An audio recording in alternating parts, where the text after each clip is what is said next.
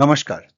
आज का विषय क्या ई-वे बिल ई इनवॉइस के साथ जनरेट करना आवश्यक है। आइए शुरू करते हैं आज का विषय।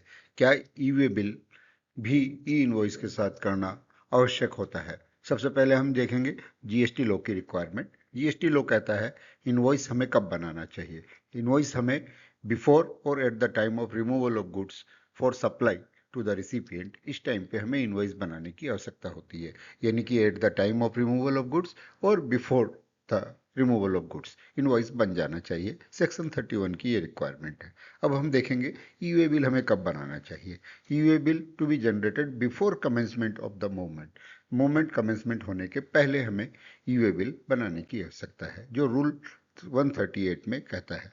तो इसके हिसाब से generation of e-way bill along with e-invoice is an optional facility, not a mandatory requirement।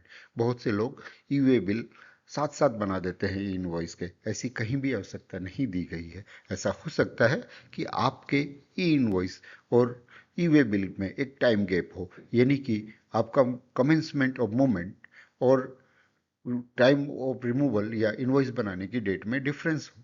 तो वो डेट में अगर डिफरेंस है तो हमें 2 पॉइंट ऑफ टाइम पे ये अलग अलग डॉक्यूमेंट जनरेट करने चाहिए। So generation at different point of time as per the provision of law is permitted.